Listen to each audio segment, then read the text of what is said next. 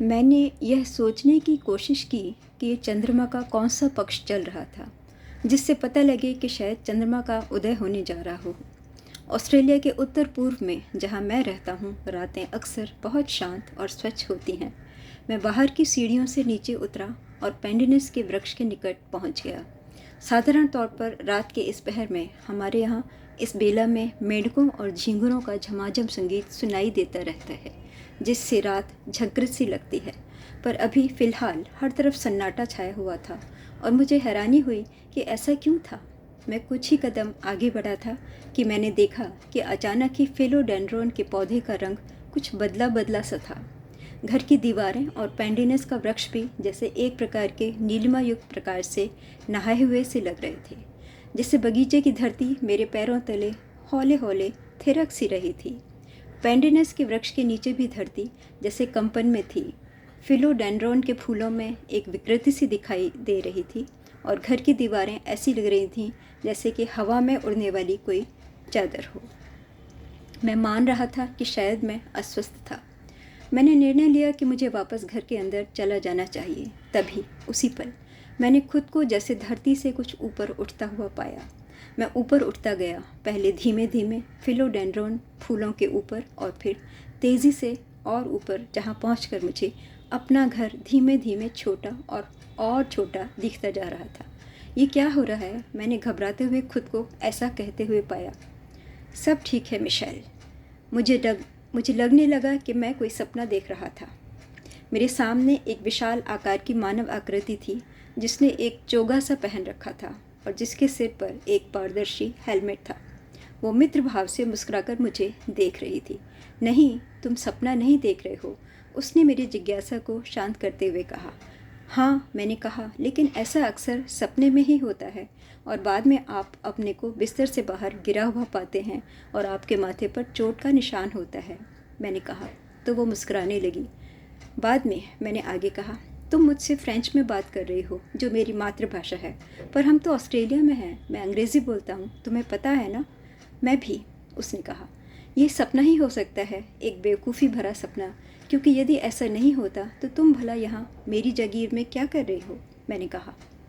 हम तुम्हारी जागीर में नहीं हैं बल्कि उससे ऊपर हैं, उसने कहा। आह, क्या भयानक सपना है ये। देखो, मैं ठीक कह रहा था, मैं खुद को चिकोटी काटूंगा, मैंने कहने के साथ ऐसा किया भी। लो, वो फिर से मुस्कुराई। अब तुम संतुष्ट हो गए क्या मिशेल? लेकिन यदि सपना नहीं है तो मैं यहाँ इस चट्टान पर क्यों बैठा हूँ? वे सामने कौन लोग हैं जो पिछली सदी के समय के कपड़े पहने हुए हैं?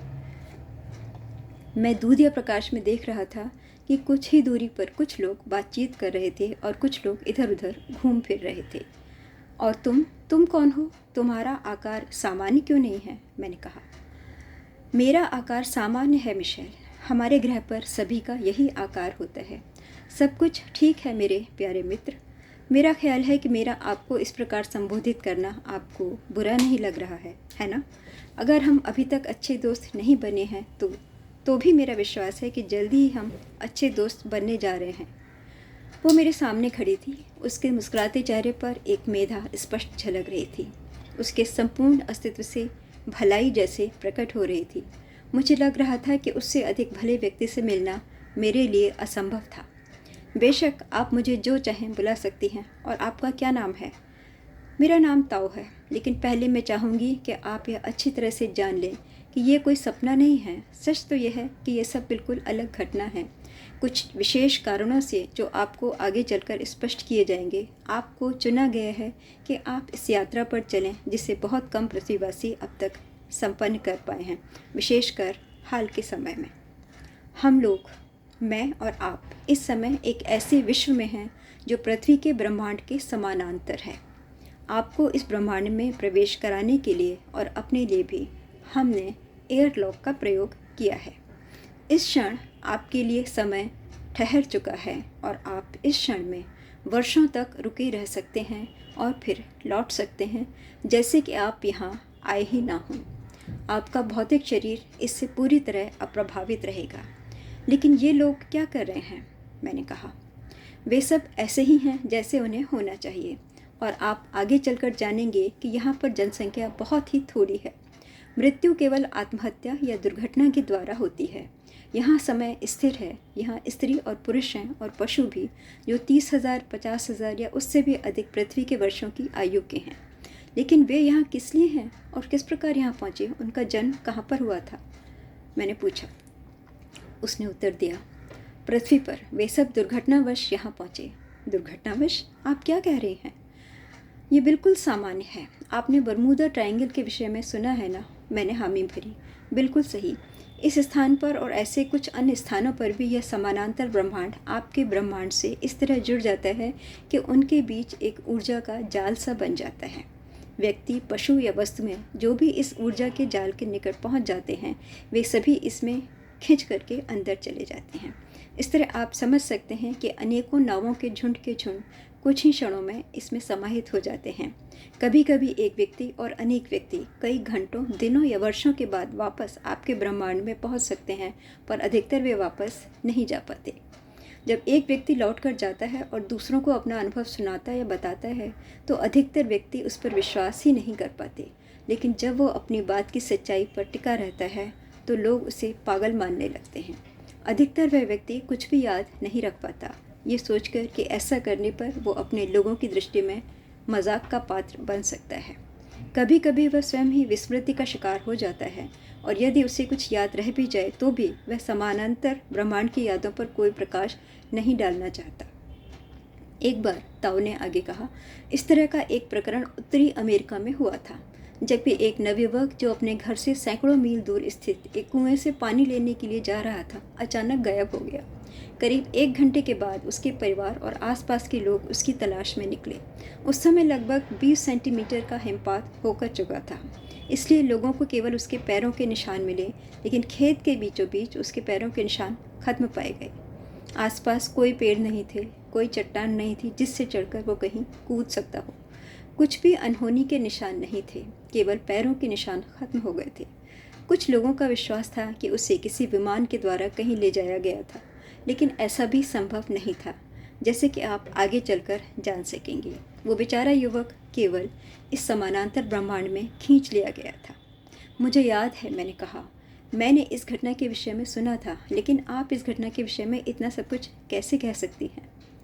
तुम्हें बाद में पता लगेगा कि मैं यह सब कैसे जानती हूँ, उसने रहस्यमय ढंग से उत्तर दिया। तभी हमारा वार्तालाप टूट गया, क्योंकि उसी समय वहाँ एक ऐसे विचित्र जीवों का झुंड प्रकट हुआ जिन्हें देखकर फिर से मुझे लगा कि शायद मैं कोई सपना ही देख रहा था। जहाँ हम खड़े थे वहाँ से करीब 100 मीटर की दूरी पर स्थित चट्टानों की श्रृंखला के पीछे से लगभग 1 दर्जन भयानक नर मनुष्य एक महिला जैसे जीव के साथ बाहर निकल कर आ रहे थे। वह दृश्य और भी अधिक अजनबी और विचित्र था, क्योंकि वे मनुष्य ऐसे लग रहे थे जैसे कि मानव इतिहास से पहले के समय के जीव सीधे किताबों से निकलकर बाहर आ गए हों। उनकी चाल गोरिल्लाओं की तरह की थी और उनके हाथों में इतने भारी भरकम डंडे थे जिन्हें आज का कोई मनुष्य ज़मीन से उठा भी नहीं सकता था।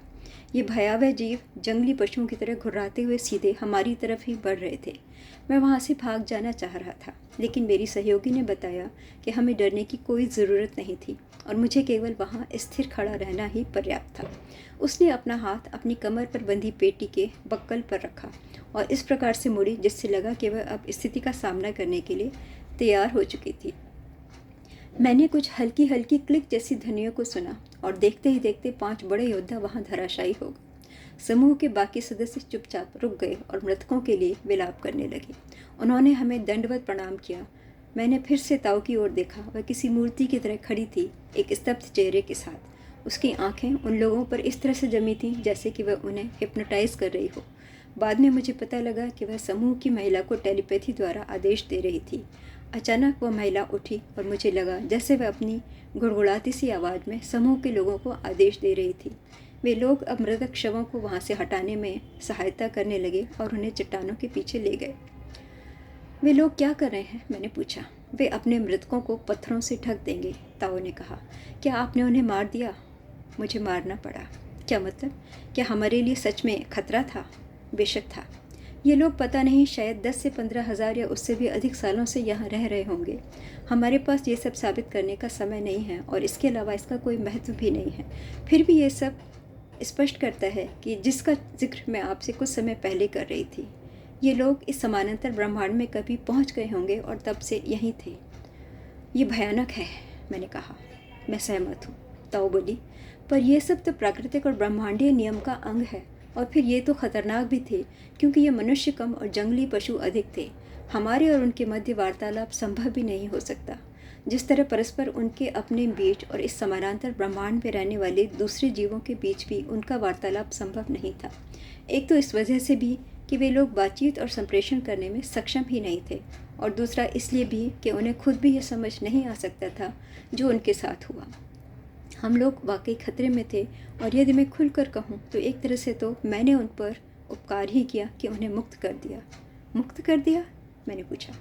इतना स्तब्ध मत हो मिशेल, तुम अच्छी तरह जानते हो कि मेरे कहने का क्या तात्पर्य है। वे अपने भौतिक शरीर से मुक्त हो चुके हैं और अब जीवन चक्र की आगे की यात्रा करने के लिए स्वतंत्र हैं, जैसे कि सृष्टि के अन्य सभी जीव करते हैं साधारण तौर पर। अर्थात यदि मैं सही समझ रहा हूँ तो ये समानांतर ब्रह्मांड एक अभिशाप है, जैसे नरक हो या कोई पापों से मुक्त होने का स्थान। मुझे ये पता नहीं था कि तुम इतने धार्मिक हो।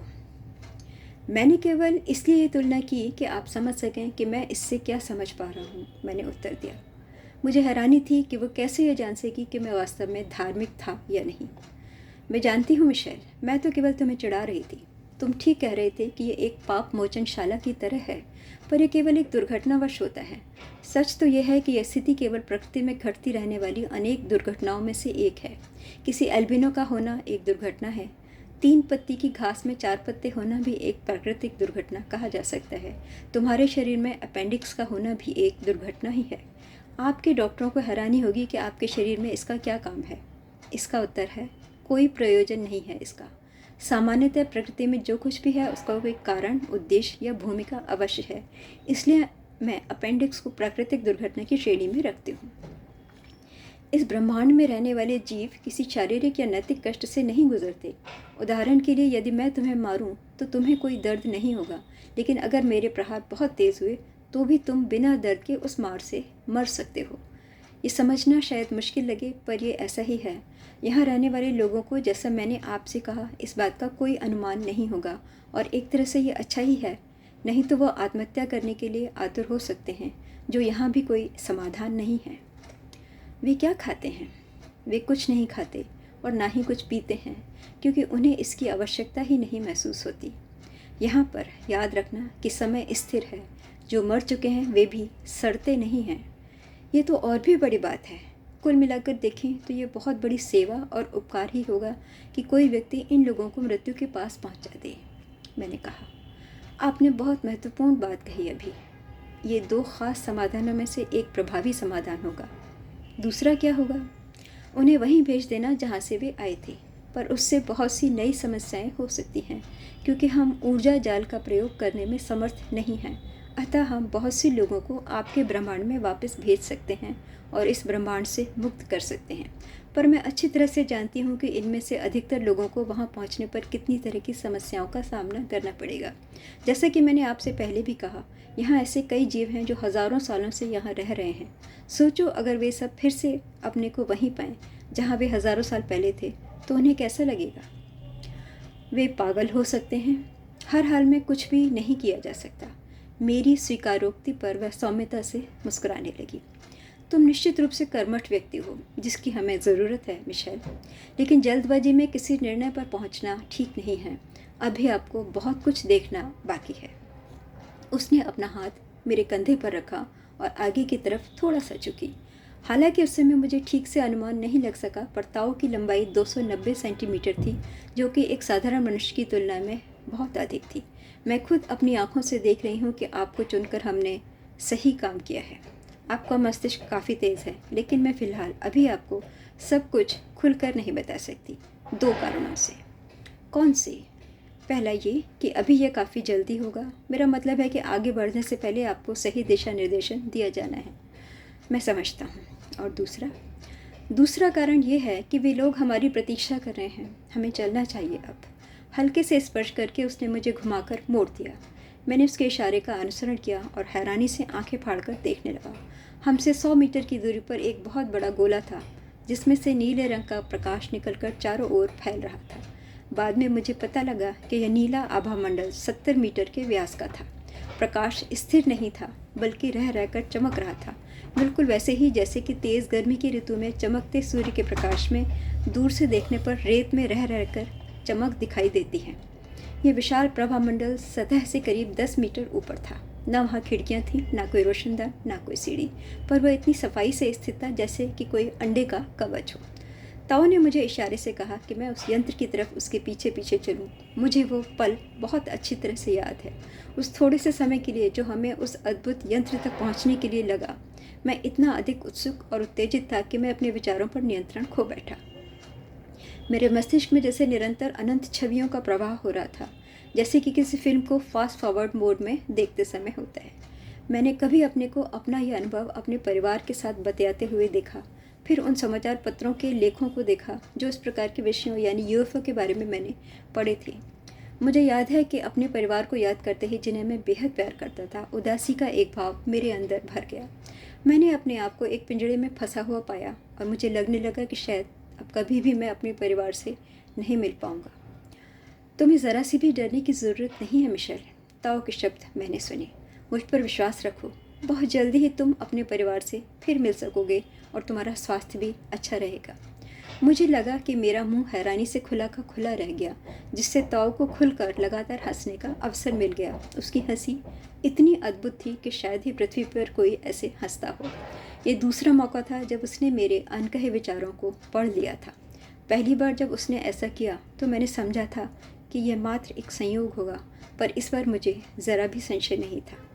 जब हम उस गोल यंत्र के निकट पहुंच गए तो ताऊ ने मुझे लगभग 1 मीटर के अंतराल पर ठीक अपने विपरीत स्थिति में खड़ा कर दिया। मिशेल, किसी भी बहाने से मुझे छूना नहीं, चाहे कुछ भी हो, किसी भी बहाने से, समझ गए ना तुम? मैं इस प्रकार के आदेश को सुनकर भौचक्का रह गया, पर मैंने सिर हिलाकर स्वीकृति दी। उसने अपना हाथ एक मेडेलियन पर, जो उसके वक्ष के बाएं अंग से जुड़ा हुआ था, रखा। दूसरे हाथ से उसने अपनी पेटी से एक छोटा पेन निकाला और उसे पकड़ दिया। उसने वह पेन हमारे सिर और उस यंत्र के साथ सीधी रेखा में रखा। मुझे ऐसा लगा कि उससे हल्के हरे रंग का प्रकाश निकला, पर मैं ठीक से नहीं समझ पाया। फिर उसने उस पेन को मेरी तरफ मोड़ दिया। उसका दूसरा हाथ अब भी अपने वक्ष पर स्थित मेडेलियन पर ही था। फिर बड़े सामान्य ढंग से हम दोनों उठे और उस यंत्र की सतह की ओर आगे बढ़े। जब मैं बिल्कुल आश्वस्त हो गया कि हम दोनों उस गोलाकार यंत्र से टकराने ही वाले थे, ठीक उसी क्षण गोले का कवच अपने अंदर सिकुड़ गया, जैसे किसी सिलेंडर के अंदर कोई पिस्टन होता है, और उसमें से एक छेद दिखा जो अंडे की आकृति का था, जो ऊंचाई में 3 मीटर था। हम अपने पैरों पर खड़े थे। ताऊ और मैं एक विमान के अंदर की सतह पर थे। उसने अपने वक्ष पर स्थित मेडेलियन को गिरा दिया और अनुभवजन्य दक्षता के साथ अपना नन्हा पेन अपनी पेटी में फिर से रख लिया। आओ, अब हम एक दूसरे को छू सकते हैं, उसने कहा। मेरे कंधे से पकड़कर वह मुझे एक छोटी सी नीली रोशनी की तरफ ले गई। वो ज्योति इतनी सघन थी कि मुझे अपनी आंखें लगभग आधी बंद करनी पड़ी। मैंने पृथ्वी पर इस तरह का मोहक प्रकाश कभी नहीं देखा था। जब हम लोग पूरी तरह से प्रकाश के नीचे थे, तब जिस दीवार से प्रकाश आ रहा था, हम उससे होकर पार निकल गए। इस अनुभव को बस इसी तरह व्यक्त किया जा सकता है जिस मार्ग से मेरी मार्गदर्शिका मुझे लेकर जा रही थी। मुझे कसम से यही लग रहा था कि मेरे माथे पर टकराने से चोट का बड़ा सा फोड़ा निकलने वाला था, लेकिन हम आत्माओं की तरह दीवार से गुजरते हुए उसके पार निकल गए। मेरे स्तब्ध चेहरे को देखकर ताऊ खुलकर अट्टहास करने लगी। मुझे उसके ऐसा करने पर हल्कापन महसूस हुआ। मुझे याद है उसकी हंसी, जो कि तरोताज़ा हवा के झोंके की तरह मुझे राहत और ऊर्जा दे रही थी, उस समय जब मैं बिल्कुल भी सामान्य और आश्वस्त अनुभव नहीं कर रहा था। मैंने अक्सर अपने मित्रों से उड़न तश्तियों के बारे में चर्चाएं की थीं और मुझे लगता था कि वे वास्तव में होती भी हैं, पर जब आप सचमुच में ऐसी वास्तविकता से दो चार होते हैं, तब आपको समझ में आता है कि तब मस्तिष्क में कितने सवालों का तूफान सा आ जाता है और लगता है कि जैसे मस्तिष्क फट ही जाएगा। पर अंदर ही अंदर मैं बहुत आनंदित भी था। ताऊ के अपने प्रति व्यवहार को देखकर मुझे अनुभूति हो गई थी कि मेरे लिए डरने की कोई वजह नहीं थी। फिलहाल वह अकेली भी नहीं थी। मुझे हैरानी हो रही थी कि उसके साथ के अन्य लोग किस प्रकार के होंगे। अपने इस साहसिक और रहस्यमय अनुभव के प्रति मेरे अंदर एक उत्तेजना भी थी, पर मुझे इस बात का संशय था कि क्या मैं अपने परिवार से फिर मिल भी पाऊंगा या नहीं। वे मुझे पहले ही अपने से बहुत दूर लग रहे थे, जबकि केवल कुछ मिनट पहले तक मैं अपने घर के बगीचे में था। अब हम दोनों एक सुरंग किसी आकृति के गलियारे से होकर सतह पर जैसे तैरते हुए अंत में एक छोटे से कक्ष में पहुंच गए थे। कक्ष की दीवारें इतनी सघन पीले रंग की थीं कि मुझे अपनी आंखें बंद करनी पड़ी। दीवारों का जुड़ाव परस्पर ऐसा था कि हम जैसे किसी उल्टे कटोरे के अंदर थे। ताऊ ने एक पारदर्शी पदार्थ के बने हेलमेट से मेरा सिर ढक दिया और मैंने जब एक आंख खोलकर देखा तो पाया कि ऐसा करने से मैं अब उस तीव्र प्रकाश को सहन कर पा रहा था। अब कैसा लग रहा है तुम्हें? ताऊ ने पूछा। बेहतर, धन्यवाद। लेकिन वो प्रकाश, आप कैसे उसे सहन कर पाती हैं? ये प्रकाश नहीं है, ये केवल कमरे की इन दीवारों का अभी का रंग है। अब से क्या मतलब? क्या आप मुझे इन दीवारों को फिर से रंगने के लिए लाई हैं? मैंने मजाक किया। कोई रंग नहीं है, केवल तरंगे हैं मिशेल। तो तुम्हें अभी तक यही लग रहा है कि तुम पृथ्वी के ब्रह्मांड में हो, जबकि तुम वहाँ नहीं हो। अब तुम हमारे एक लॉन्ग रेंज स्पेसक्राफ्ट में हो जो कि प्रकाश की गति से कई गुना अधिक गति से उड़ सकता है। जल्दी ही हम यहाँ से चल देंगे। क्या तुम इस बिस्तर पर लेटोगे? वहाँ उस कक्ष के मध्य में 2 बक्से थे जो ताबूत जैसे थे, जिन पर ढक्कन नहीं थे। मैं उनमें से एक के अंदर पसर कर लेट गया और दूसरे में ताऊ लेट गई। मैंने उसे किसी अपरिचित भाषा में बोलते हुए सुना, पर उसकी बोली मधुर थी। मैंने ऊपर उठने की इच्छा की, पर मैं कुछ भी नहीं कर सका क्योंकि कोई अदृश्य शक्ति मुझे उठने से रोक रही थी। धीरे धीरे पीला रंग दीवारों से उड़ गया और फिर वहाँ एक नीला रंग छा गया जो उतना अधिक सघन नहीं था। रंग दोबारा चढ़ा दिया गया था।